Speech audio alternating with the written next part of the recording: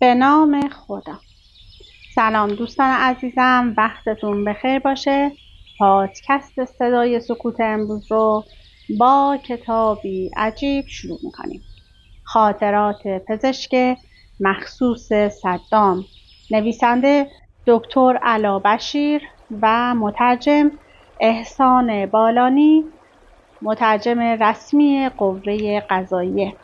این کتاب توسط نشر الماس پارسیان در سال 1397 به چاپ اول این کتاب دست زده.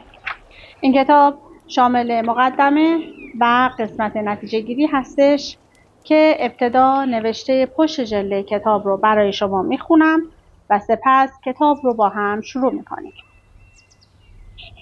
صدام حسین عبدالمجید تکریتی، متولد 1316 و 1385 هجری شمسی که فوت ایشون بوده. در میان سالهای 1358 تا 1382 هجری شمسی رئیس جمهور عراق بود. او یکی از اعضای برجسته حزب بعث عراق به شمار می‌رفت و نقش کلیدی در کودتای 1968 که حکومت طولانی حزب بعث را به دنبال داشت عهده‌دار بود. صدام تحت فرمان ارتشبد احمد حسن البکر دایی‌اش در دورانی که گروه‌های زیادی توانایی براندازی دولت را داشتند، رابط دولت و نیروهای مسلح را تحت کنترل درآورد. اقدامی که وی در این راه انجام داد تشکیل نیروهای امنیتی سرکوبگر بود، به طوری که توانست با هراس‌افکنی و ایجاد رعب و وحشت در میان مردم کشورش حکومت را از آن خود کند.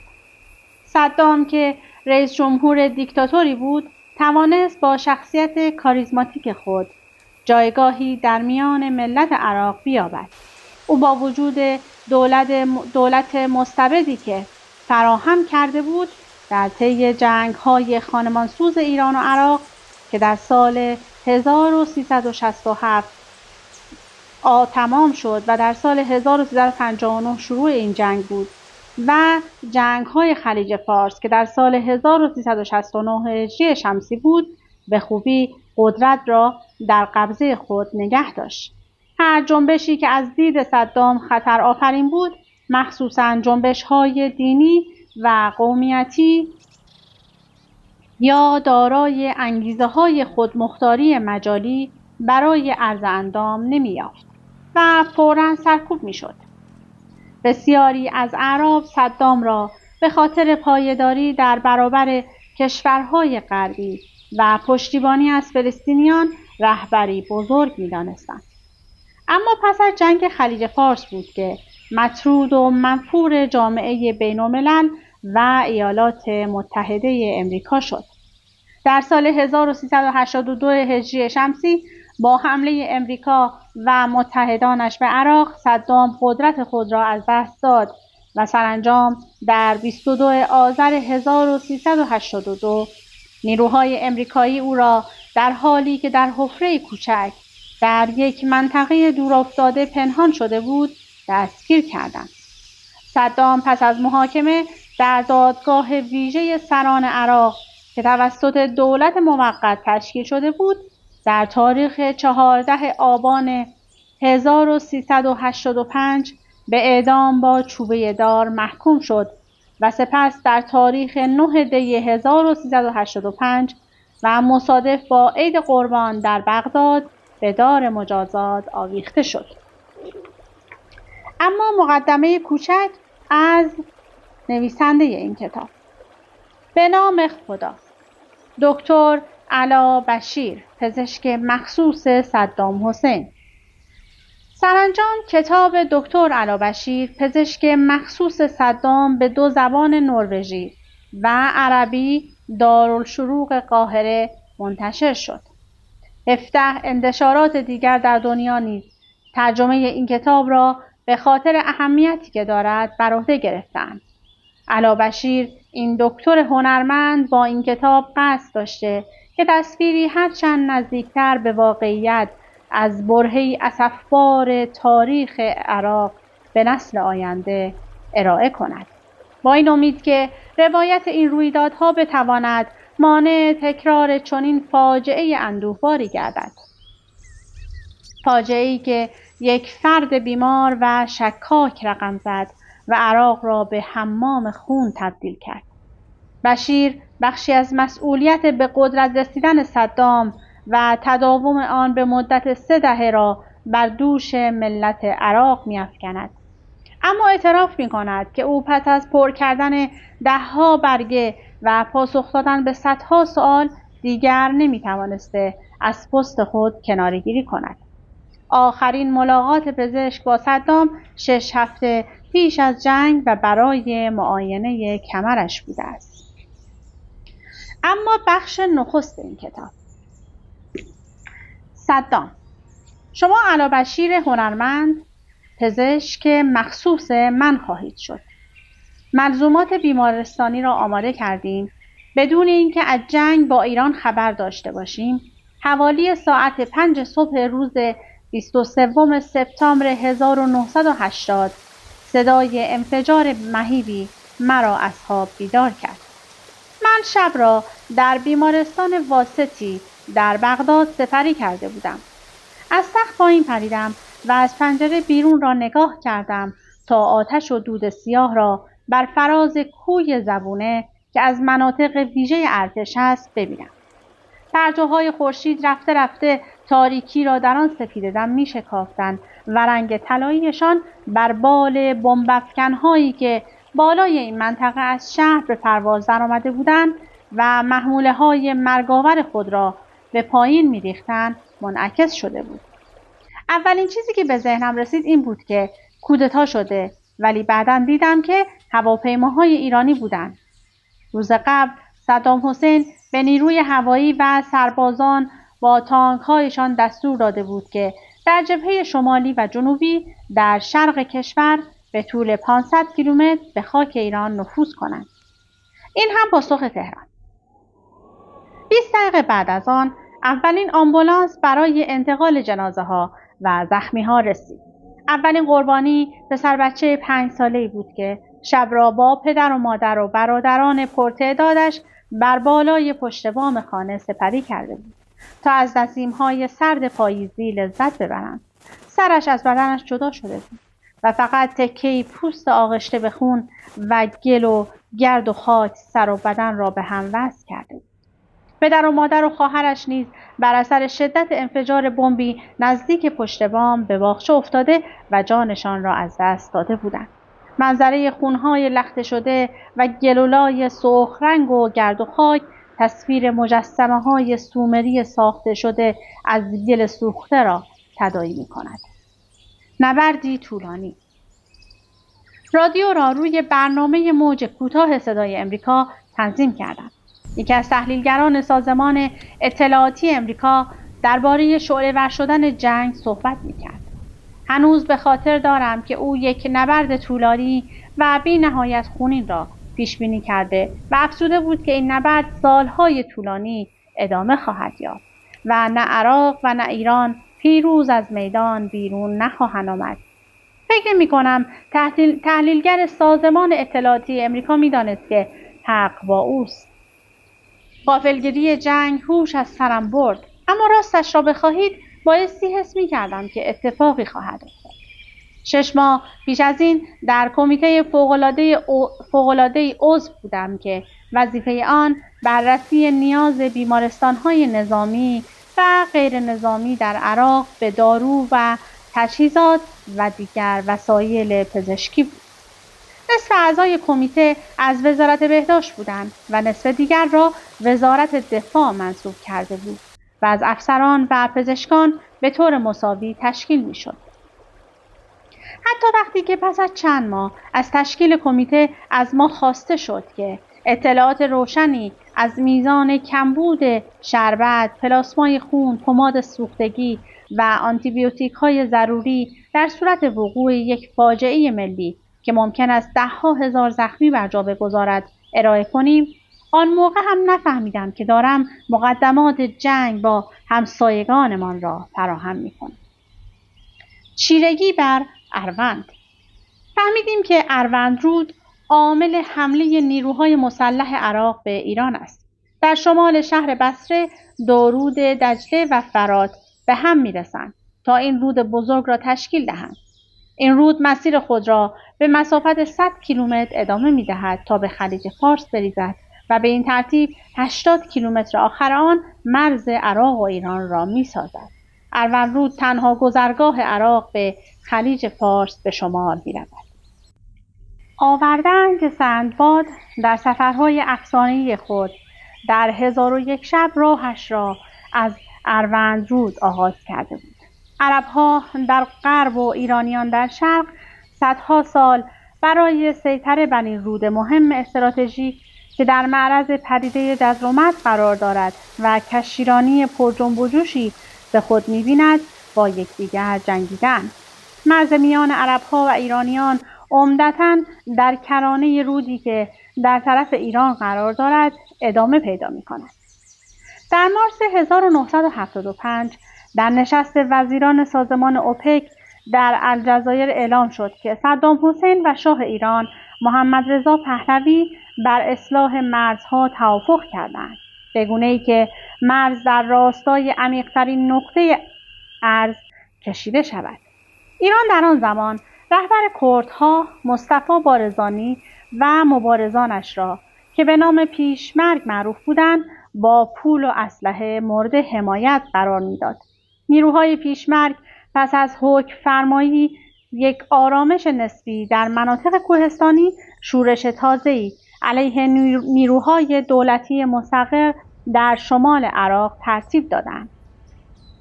علت این امر قرارداد مهمی بود که در سال 1970 میان صدام و بارزانی منعقد شد و به موجب آن هر یک از طرفین توافق کردند که کردها طی 4 سال آینده از چیزی شبیه خودمختاری کامل برخوردار باشند. اما طبق معمول این یک وعده توخالی بود. در مارس 1974 مهلت تعیین شده برای تشکیل حکومت خودمختار به پایان رسید، بدون اینکه صدام استقلال کردها را که کتباً با آن موافقت کرده بود به رسمیت بشناسد. در ابتدای کار بارزانی به راحتی توانست شاه ایران را که با ایالات متحده امریکا روابط حسنه‌ای داشت برای حمایت از انقلاب کردها تحریک کند. بارزانی این انقلاب را زمانی آغاز کرد که به فریبکاری صدام پی برده بود.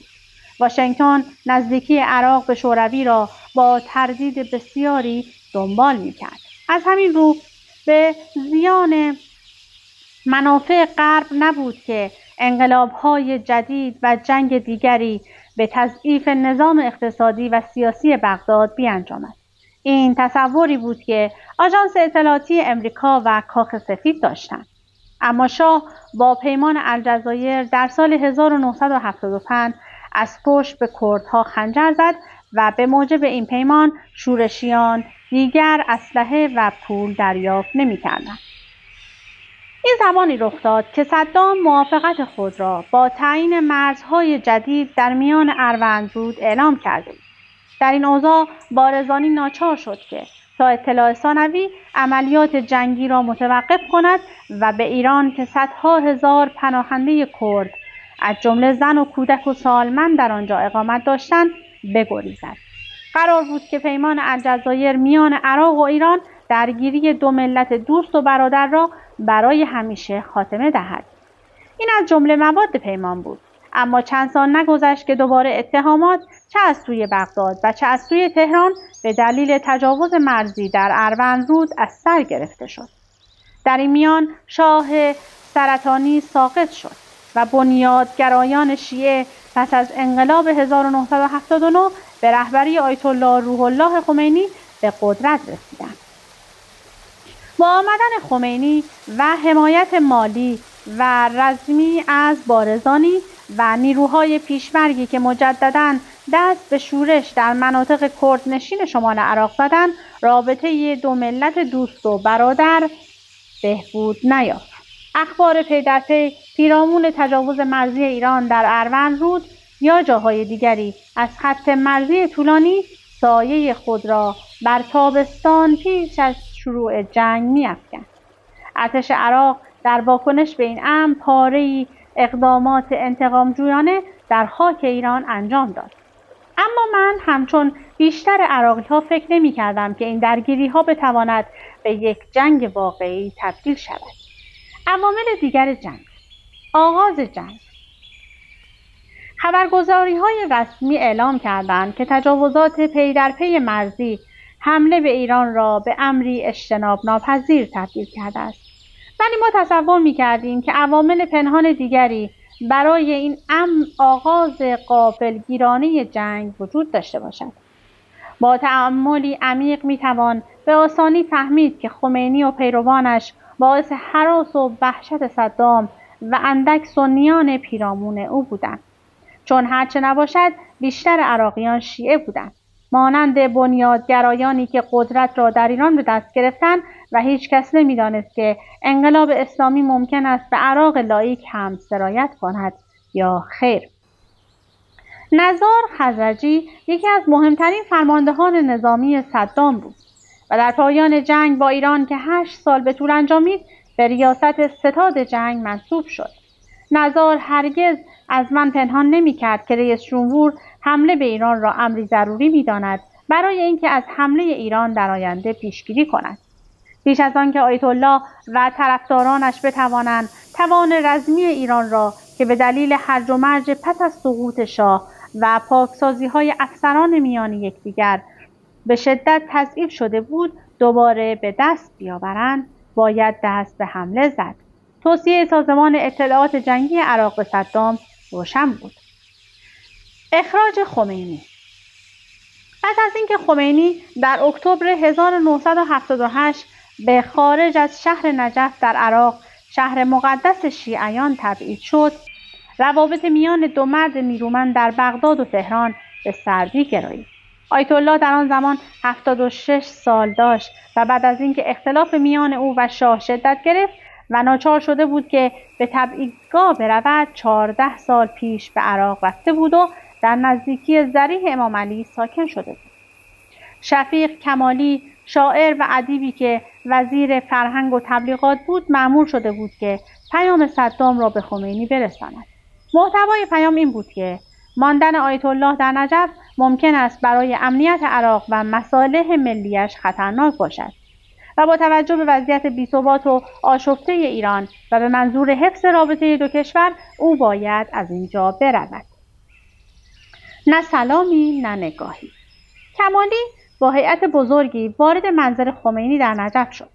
پیش از آن که به آنها اجازه ورود داده شود، منشی مخصوص خمینی آمد و به آنها گفت که خمینی مایل به دست دادن با کسی نیست و آنها فقط باید به تحیت اسلامی معروف اکتفا کنند. السلام علیکم. آنها وقتی وارد اتاقی شدند که خمینی در آنجا از مهمانان خود استقبال می‌کرد، خمینی با مترجم روی زمین نشسته بود. کمالی گفت السلام علیکم، اما آیت الله به سردی جواب داد و برنخاست. اعضای هیئت عراقی هم قبل از اینکه وزیر فرهنگ و تبلیغات خواسته صدام را اعلام کند بایستی روی زمین می‌نشستند. خمینی به سقف اتاق یا مترجم یا منشی خود به طور قابل ملاحظه خیره می‌شد و هیچ نگاهی به وزیر تبلیغات یا هیچ یک از اعضای هیئت نمی‌کرد. او سوالات را با بله یا خیر پاسخ می‌داد یا از منشی مخصوصش می‌خواست که پاسخ دهد. خمینی زمانی به اعضای هیئت نگاه کرد که صحبتشان تمام شده بود. از این گفتگو برای کمالی جای شکی نمانده بود که راه حل دیگری جز این وجود ندارد که خمینی عراق را در اسرع وقت ترک کند. موتور جت. بدون اینکه حرفی بزنند به تک تک ما نگاه می‌کرد. او حضور مقتدری داشت. وقتی که چشمایش را به سمت من نشانه می‌گرفت، احساس می‌کردم که در معرض یک موتور جت قرار گرفتم. به لرزه می‌افتادم. این چیزی بود که کمالی بعداً برایم تعریف کرد و افزود همگی وقتی از پیش او بیرون آمدیم همین احساس را داشتیم.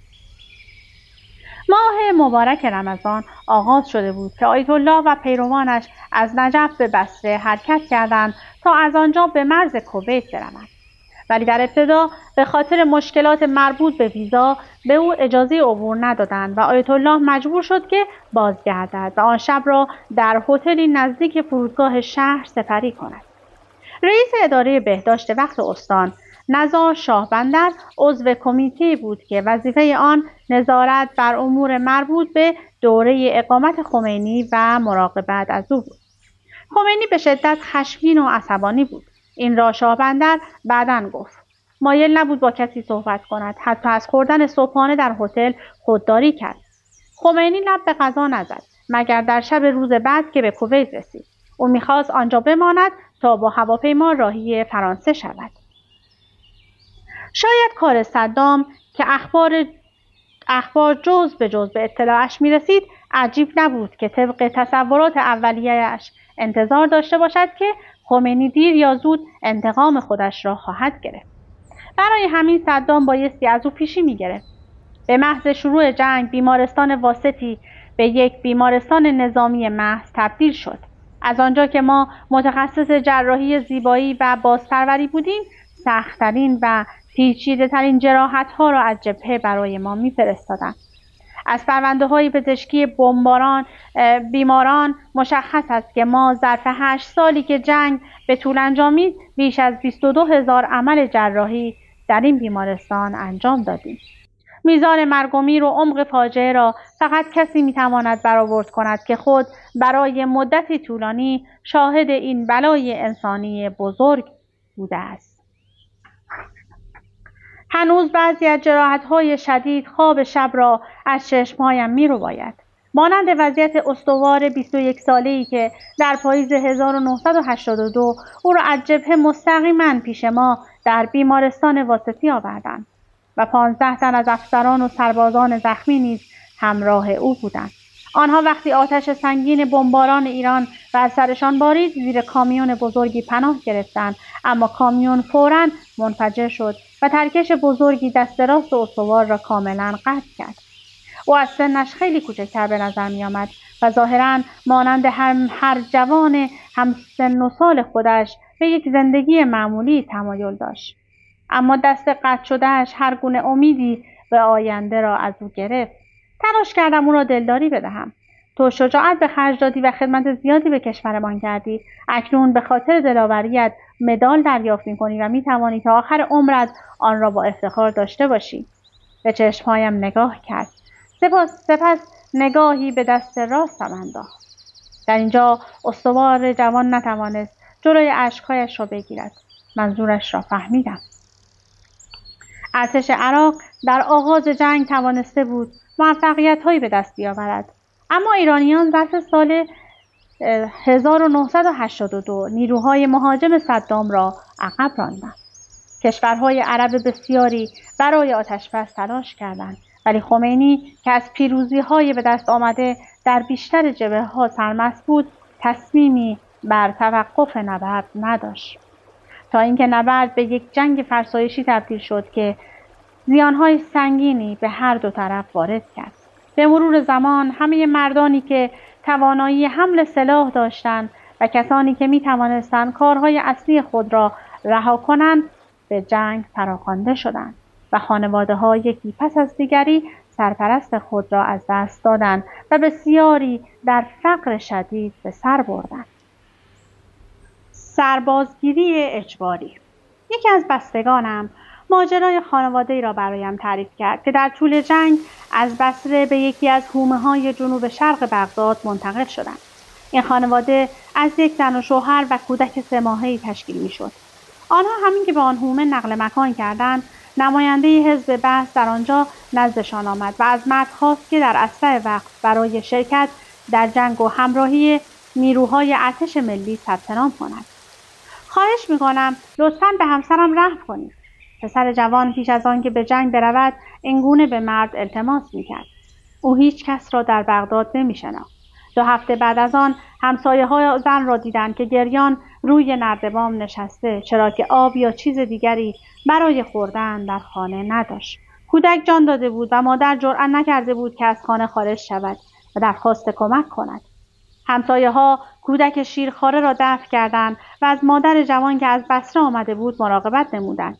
1 ماه بعد جنازه شوهر از جبهه آمد. صدام می‌دانست که باید از فرجام تلخ جنگ بکاهد و شروع کرد به توزیع خودرو میان خانواده‌های سربازانی که در جنگ کشته شده بودند. هر خانواده صاحب 1 خودروی نو و 10,000 دینار پول شد که در آن زمان معادل 30,000 دلار امریکا بود. به ندرت پیش می آمد که تحویل خودرو و پرداخت غرامت بدون مشکل صورت بگیرد. در صورتی که متوفی متأهل بود، طبق مقررات همسر او مستحق شناخته می شد و این چیزی بود که والدین متوفی و برادرانش به ندرت می‌پذیرفتند. در موارد بسیاری این اختلافات در صورتی که همسر متوفی از پدر و برادران و برادرزاده‌هایش کمک می‌گرفت منجر به کتککاری و تیراندازی و قتل می‌شد. همچنین یکی از پرستاران بیمارستان واسطی پسرش را در جبهه جنگ از دست داد. او را هنوز در برابر خودم می‌بینم. آن پرستار از شدت اندوه نقش بر زمین شده بود، به طوری که نمی‌شد او را دلداری داد. 2 هفته نگذشت که پشت فرمان 1 تویوتای کرونای جدید نشست. او 1 گوسفند سربریده بود و درهای ماشین را به خون آن آغشته کرده بود تا چشم حسودان را از آن دور کند. این همان پدری بود که اکنون تا بناگوش خنده سر داده است. در ابتدا ماشین‌های تویوتای کرونای ساخت ژاپن توزیع می‌شد و وقتی که تعداد قربانیان بالا رفت، سطح ماشینا به فولکسواگن پاسات که ساخت برزیل بود و از آنجا وارد می‌شد تنزل پیدا کرد. ماشین‌ها را به درب منازل می‌آوردند، ولی بیشتر بیوه‌زن‌ها و خانواده‌ها نمی‌توانستند رانندگی کنند. با این حال ماشین‌ها فوراً مورد استفاده قرار می‌گرفتند. حجم تصادفات به طرز سرسام‌آوری بالا رفت و تعداد قربانیان توانه رانندگی به کشته شدگان جنگ افزوده شد. شنیدم که این یکی از عواملی بود که باعث شد صدام طرح خودرو در برابر پسر را در میانه جنگ متوقف کند. در اوایل جنگ ارتش ملی هم بسیج شد. این شبه نظامیان تحت اختیار حزب بعث بودند و در سال 1970 تشکیل شده بودند تا آموزش نظامی پایه نیروهای حزب را بر عهده بگیرند. اگر افسران این شبه نظامیان قصد کودتا پیدا می‌کردند، ارتش ملی نقش ضد ارتش پیدا می‌کرد. مجازات عدم پیوستن به ارتش. در پاییز 1981 از اعضای حزب بعث در سراسر عراق خواسته شد که الگویی برای دیگران باشند و داوطلب خدمت نظامی در ارتش ملی شوند. این مسئله به نمایندگان برجسته حزب نیز تسری یافت، ولی بسیاری از آنها از اجرای دستور خودداری کردند. با این اوست که به دلایل گوناگون همچون پزشکی و شخصی امکان رفتن به جبهه را ندارند. دکتر هاشم جابر یکی از این افراد بود. او استاد دندانپزشکی و رئیس دانشگاه بغداد بود و از مدت‌ها پیش از نارسایی کلیه و فشار خون بالا رنج می‌برد. مطب او در کنار مطب جراحی زیبایی من قرار داشت. ما به عنوان دوست و همکار رابطه خوبی داشتیم. در دسامبر 1981 خبری دریافت کرد که بر اساس آن بایستی که در تالار خلد در کنار کاخ جمهوری با 420 تن از اعضای با نفوذ حزب بعث برای خدمت نظامی ثبت نام می‌کرد. صدام مهربان بود و وقتی که جلسه را افتتاح می‌کرد لحن محبت آمیزی داشت. صدام چنین گفت: در ابتدای کار مایلم از همه کسانی که در سلامت کامل به سر نمیبرند یا احساس می‌کنند که قوایشان تحلیل رفته یا هر گونه عذر دیگری دارند که آنها را از پیوستن به ارتش ملی باز می‌دارد درخواست کنم که در سمت چپ تالار بنشینند. دکتر جابر و 230 تن از اعضای حزب بعث آنچه را که از آنها خواسته بود اجرا کردند.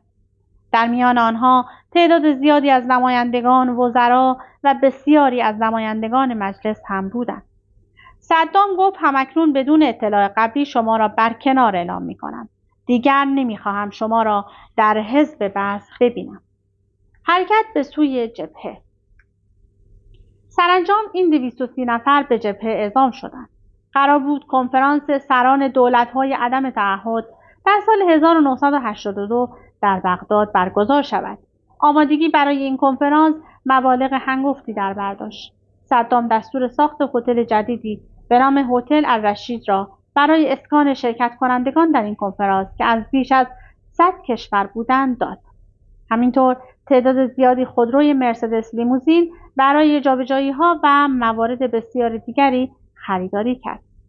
به دلیل جنگ و وضعیت امنیتی بی‌ثبات در بغداد که شهر به طور مداوم در معرض حمله‌های بمبی و موشکی ایران قرار داشت، کنفرانس برای 1 سال دیگر به تعویق افتاد و قرار شد که در پایتخت هند دهلی نو برگزار شود.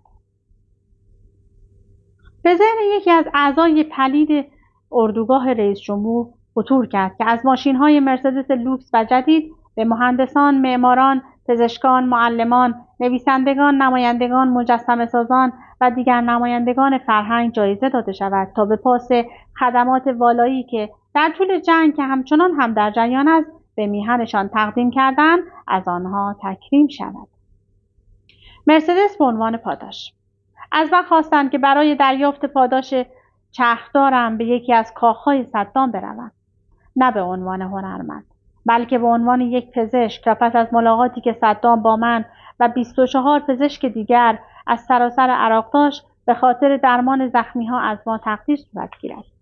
این مسئله کمی مرا شگفت زده کرد، چون منشی مخصوص صدام ارشد یاسین در سالهای اخیر تماس‌های تلفنی زیادی با من برقرار می‌کرد یا پیش من می‌آمد تا بگوید که رئیس جمهور تا چه اندازه از دستاوردهای هنریم که توجه او را در برنامه‌های تلویزیونی یا مقاله‌های انتقادی روزنامه‌ها و مجلات چاپ کرده خوشش می‌آید. دزد آثار باستانی یاسین خلبان و سرلشکر نیروی هوایی بود. او خود علاقه بسیاری به هنر و اشیاء عتیقه داشت، اما این علاقه از مقاصد شخصی به کلی جدا نبود. در روزنامه‌ها مقاله‌هایی درج شد که به نوشته آنها تعداد بسیاری از تحفه‌های کمیاب عراق که عمرشان به 1000 سال می‌رسید سرقت و به خارج از کشور قاچاق شده و در بازار سیاه بین‌المللی آثار باستانی به میلیون‌ها دلار فروخته شده است. با انتشار چنین خبری او از مقام خود به عنوان منشی مخصوص صدام برکنار شد. نام سرلشکر در این رسوایی که ارشد آن را چندین بار انکار کرده بود ذکر شده بود، ولی از آنجا که او شوهر خواهر صدام نوال بود بخت با او یار شد که پس از برکناری از مقامش در قید حیات باقی بماند. ما حدود 25 پزشک بودیم که به ما دستور دادند به کاخ ریاست جمهوری برویم و هر کدام یکی از ماشین‌های باقی مانده را به عنوان پاداش ارائه خدمات در جنگ دریافت کند. این ماجرا پس از آن بود که مقرر شد کنفرانس غیرمتعهدها در سال 1982 در بغداد برگزار نشود. صدام بر اهمیت نقش ما نسبت به سربازان و افسران در جبهه و نسبت به خانواده‌هایشان که باید آنها را ترک می‌کردند تا با دشمن بجنگند تاکید می‌کرد و می‌گفت مردانی امثال شما هستند که تاریخ عراق را جاودانه خواهند کرد، نه بازرگانان و مولتی میلیونرهایی که جز سودجویی چیزی نمی‌خواهند. سپس به هر یک از ما سلام کرد و با ما دست داد. همینطور عکسی دست جمعی کنار او از ما گرفتند. وقتی که به من رسید کمی روی نامم تأمل کرد و از من پرسید علا بشیر شما از قضا هنرمند هم هستید؟ وقتی که پاسخ مثبت دادم صدام گفت باور نکردنی است. بعداً بمانید تا با هم صحبت کنیم. تابلو و مجسمه. پس از اینکه بقیه پزشکان رفتند صدام به شدت از تابلوها و مجسمه هایم تعریف کرد. برای او در وهله اول مهم نبود که من و همکارانم در بیمارستان واسطی پس از درگرفتن جنگ پیشرفت برجسته‌ای داشتیم و شیوه‌های جدیدی در زمینه جراحی زیبایی و جراحی بازپروری ایجاد کردیم و پژوهش‌هایمان در روزنامه‌های دنیا پذیرفته و منتشر شده است. همیشه می‌خواندم که بعضی از پزشکان در اروپا در عین حال از نویسندگان و موسیقیدانان و مجسمه‌سازان مشهور بودند. ظاهراً اکنون برای اولین بار در تاریخ عراق یک جراح برجسته و هنرمند بزرگ داریم. من خوشحال و مفتخرم که در کشور ما شخصی مثل شما وجود دارد. 3 روز پس از آن یکی از کارکنان دفتر صدام با من تماس گرفت و گفت که عضو تیم پزشکان مخصوص رئیس جمهور شدم. خب رسیدیم به فصل دوم و اینکه وقت به من اجازه نمیده که بقیه کتاب رو برای شما بخونم، ولی کتاب جالبی هستش و اطلاعات جالبی داره، هرچند که بعضی نوشته‌هاش بسیار غمگین و ناراحت کننده است.